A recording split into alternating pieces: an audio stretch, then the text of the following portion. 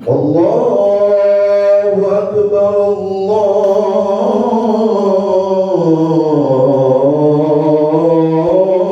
أكبر أشهد أن لا إله إلا الله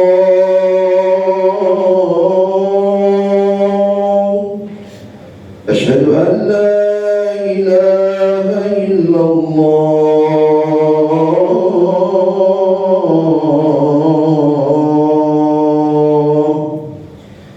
أشهد أن محمدا رسول الله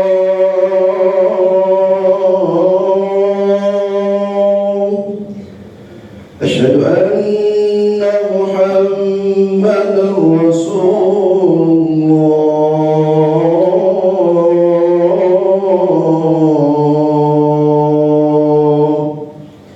حي على الصلاة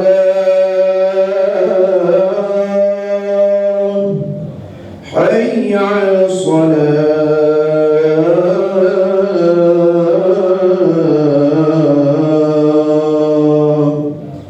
حي على الفلاح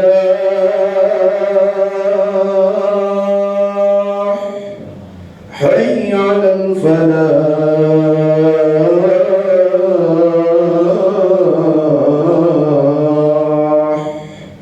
الله أكبر الله أكبر لا إله إلا الله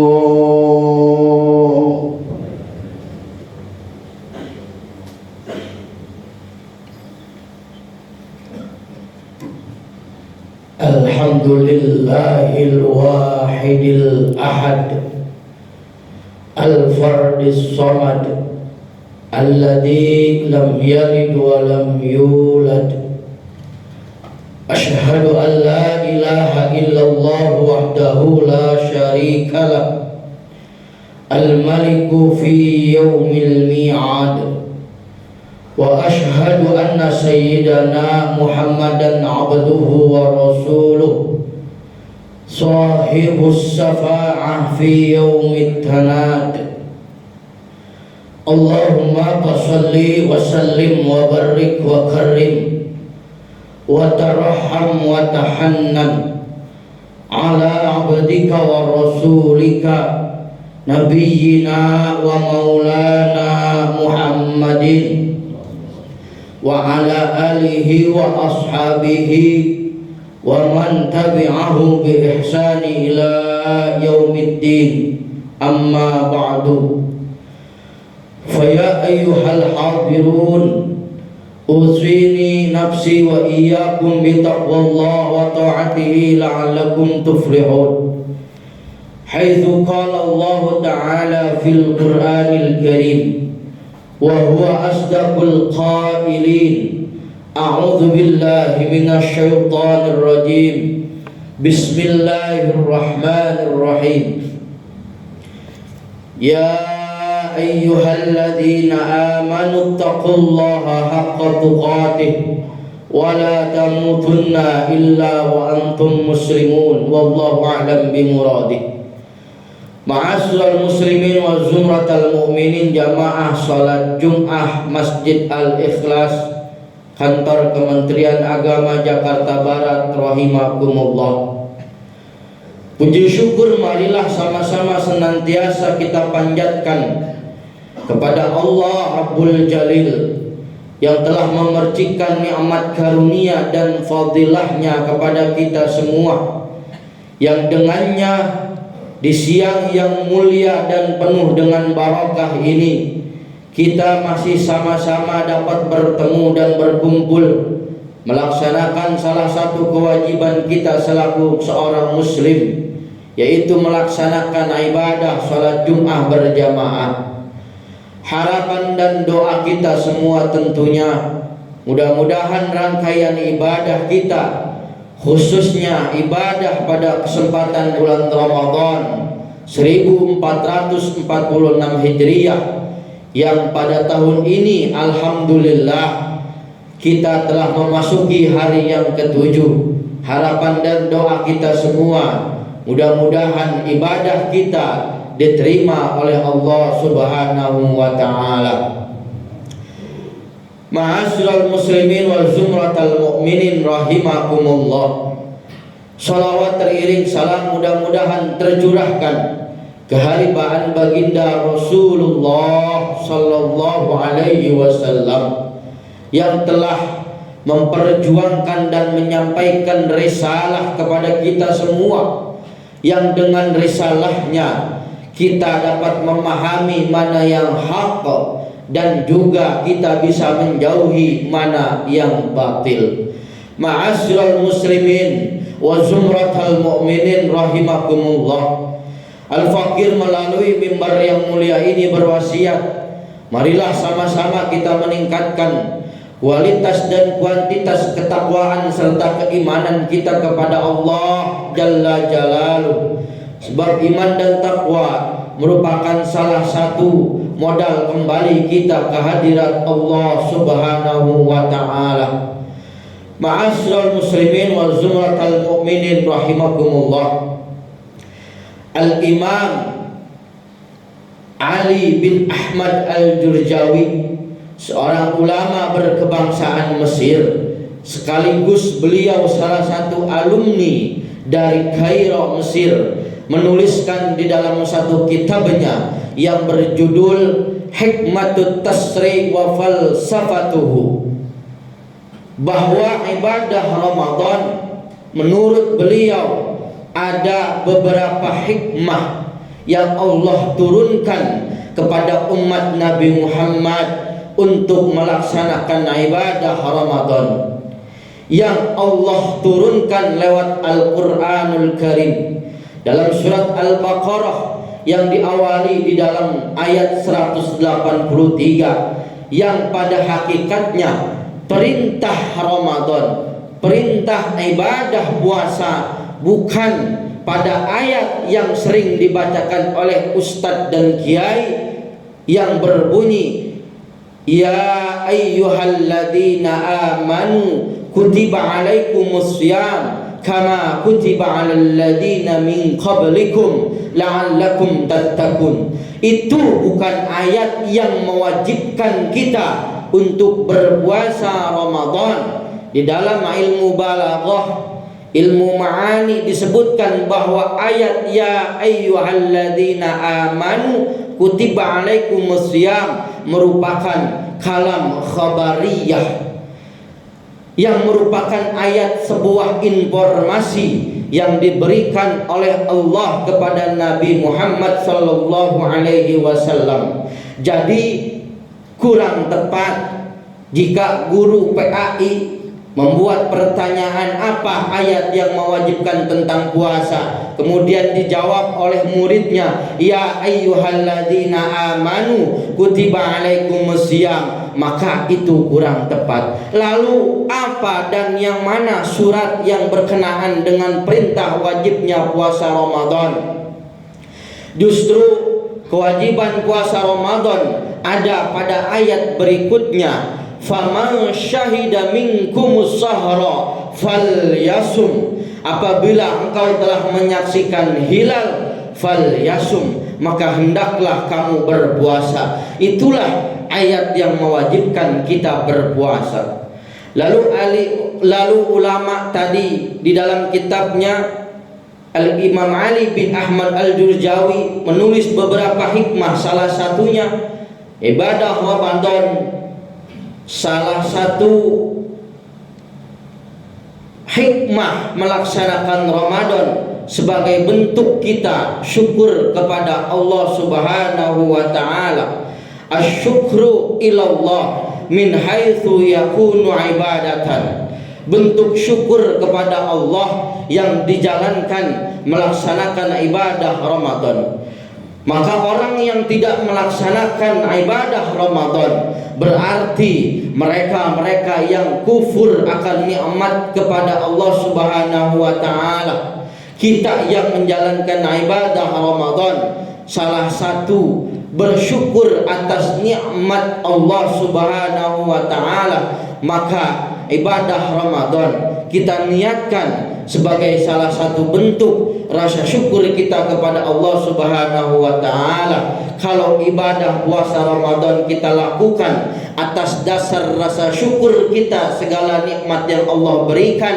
Dalam ayat lain Allah menambahkan la azidannakum, Allah akan tambahkan nikmatnya ketika kita bersyukur terhadap nikmat yang Allah berikan. Wala in kafartum inna adzabi lasyadid. Tetapi mereka yang tidak melakukan ibadah puasa tanpa ada elat hukum, badannya sehat, kondisi tidak dalam berpergian jauh, tetapi tidak melakukan ibadah puasa, maka sudah dipastikan menurut Imam Ali bin Ahmad Al-Durjawi, mereka adalah orang-orang yang kufur nikmat. Na'udzubillah summa na'udzubillah. Ma'asyiral muslimin wa zumratal mu'minin rahimakumullah. Lalu yang kedua kata beliau, hikmah dari ibadah puasa adalah an yuhafizul amanah, menjaga salah satu amanah.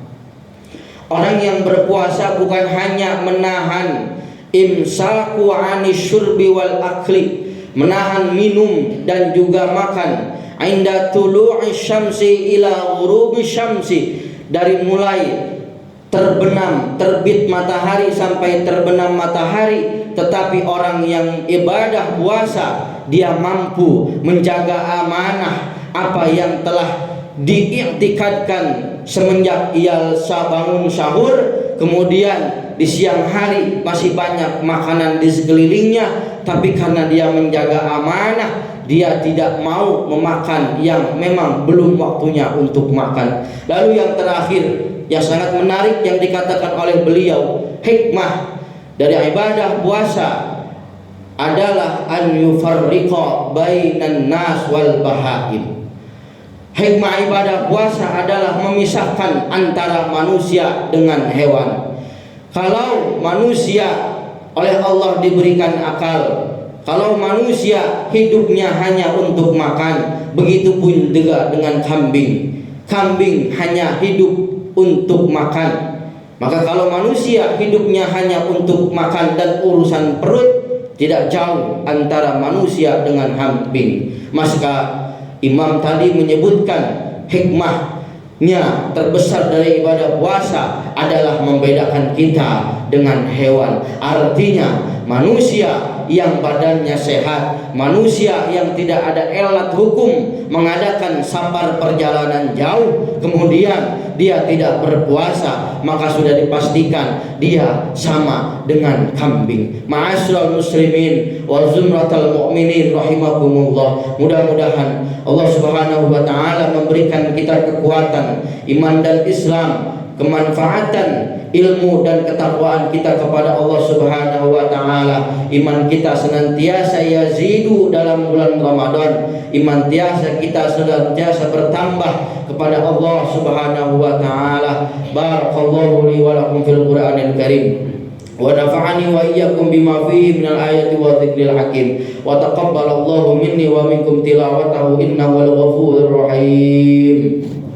Allahumma salli ala sayyidina Muhammad wa ala ali sayyidina Muhammad. Alhamdulillah. Alhamdulillahilladzi amarna bil ittihadi wal i'tisami bihablillahil matin. Ashhadu an la ilaha illallah wahdahu la syarika lah, al-malikul haqqul mubin, wa ashhadu anna sayyidana Muhammadan abduhu wa rasuluh as-sadiqu wa'dil amin. Allahumma salli wa sallim wa barik wa karrim wa tarham wa tahannan ala abdika wa rasulika nabiyyina wa maulana wa zuhrina Muhammadin sallallahu alaihi wasallam wa ala alihi wa ashabihi wa man tabi'ahu bi ihsan ila yaumiddin. Amma ba'du, fa ya ayyuhal hadirun, usini nafsi wa iyyakum bi taqwallah wa ta'atihi la'allakum tuflihun. Haitsu qala Allah ta'ala fil Qur'anil Karim wa huwa asdaqul qailin A'udzu billahi minasyaitonir rajim. Bismillahirrahmanirrahim. Innallaha wa malaikatahu yusholluna 'alan nabi. Ya ayyuhalladzina amanu shallu 'alaihi wa sallimu taslima.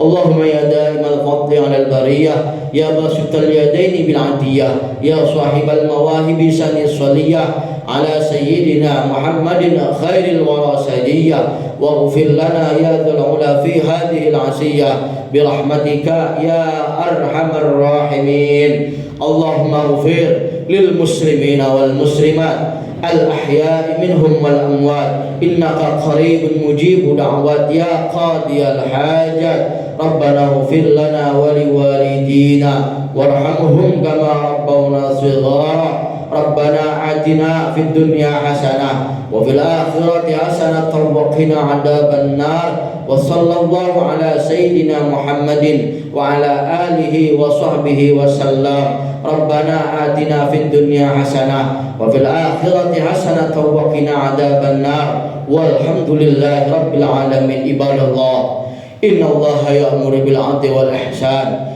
wa ita'i dzil qurba wa yanha 'anil fahsya'i wal munkar wal baghi ya'idhukum la'allakum tadhakkarun. Wa la dzikrullahi akbar. Allahu akbar, Allahu akbar. Asyhadu an la ilaha illallah, asyhadu anna Muhammadar Rasulullah. Hayya 'alas salati, hayya 'alal falah. Qad qamatis salatu, qad qamatis salah. Allahu akbar, Allahu akbar. La ilaha illallah.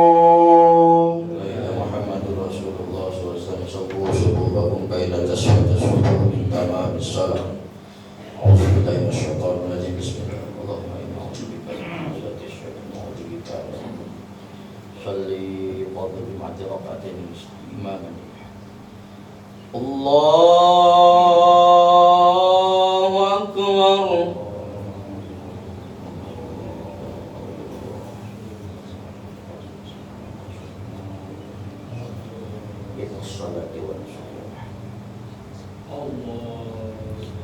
Bismillahirrahmanirrahim. Alhamdulillahi rabbil alamin. Ar-Rahmanir Rahim. Maliki yaumiddin. Iyyaka na'budu wa iyyaka nasta'in. Ihdinas siratal mustaqim. Siratal ladzina an'amta 'alaihim ghairil maghdubi 'alaihim waladdallin.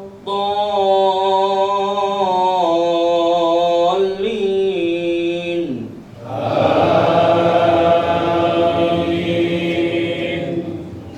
Bismillahirrahmanirrahim. Ya ayyuhan nabiyyu lima tuharrimu ma ahallallahu laka tabtaghi mardata azwajik.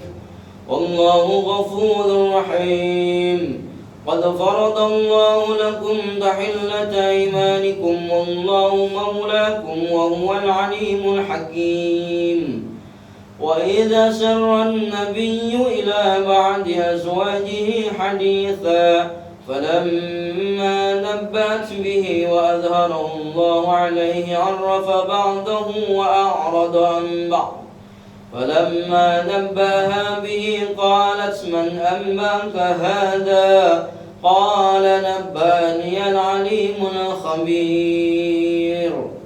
الله أكبر.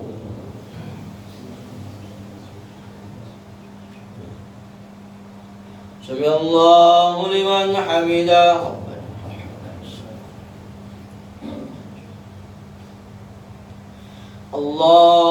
الله أكبر.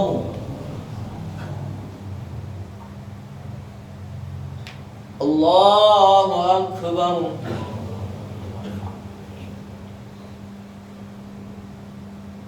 الله أكبر.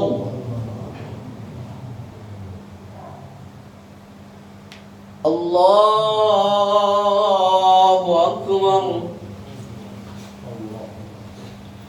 بسم الله الرحمن الرحيم. الحمد لله رب العالمين الرحمن الرحيم مالك يوم الدين إياك نعبد وإياك نستعين اهدنا الصراط المستقيم صراط الذين أنعمت عليهم غير المغضوب عليهم ولا الضالين.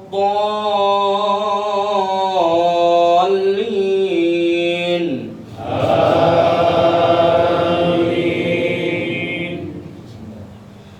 بسم الله الرحمن الرحيم. إن تتوبا إلى الله فقد صغت قلوبكما وإن تظاهرا عليه فإن الله هو مولاه وجبريل وصالح المؤمنين والملائكة بعد ذلك ظهير.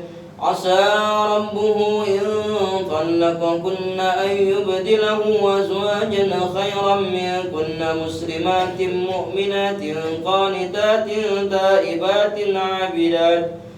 تائبات عابدات سائحات ثيبات وبكارا. الله أكبر. سمع الله لمن حمده. الله أكبر.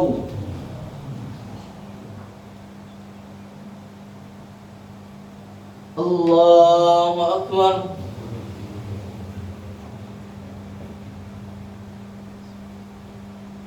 الله أكبر. الله أكبر.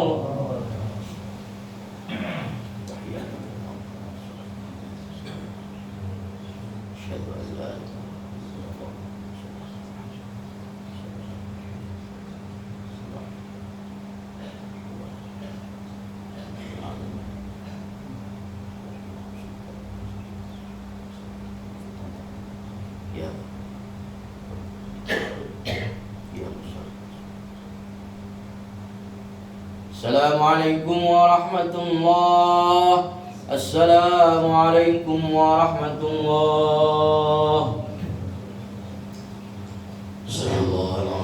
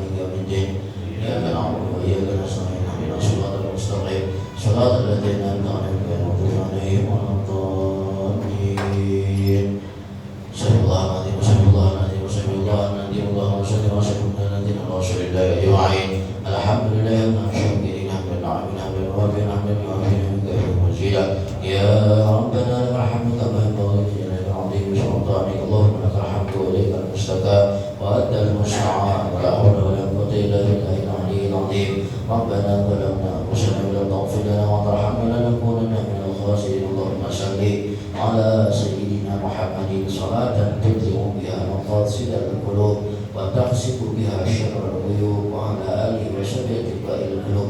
اللهم صل على سيدنا محمد بعدد أنواع الرزق والفتوحات يا باسط الذي يبسط الرزق وابسط علينا رزقا واسعا مباركا من خزائن ويحيك بغير منة مخلوق برحمة فضلك يا الله يا أرحم الراحمين. اللهم أنزل علينا مائدة من السماء تقول لنا عيدا لأولنا وآخرنا وجميع ورسولنا وأنت خير الرازقين.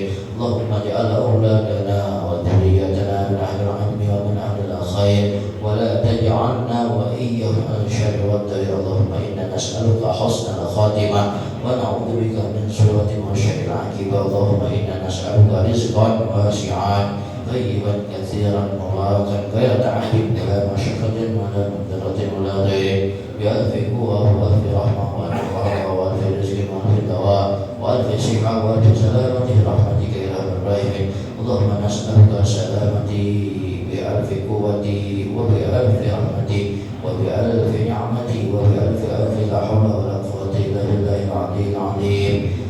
ربنا هب لنا من أزواجنا وذريتنا قرة أعين واجعلنا للمتقين إماما. ربنا اغفر لنا ولوالدينا وارحمهم كما ربونا صغارا.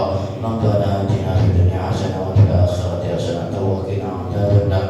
وصلى الله على محمد وعلى آله وصحبه تسليما كثيرا. سبحانك ربك رب العزة عما يصفون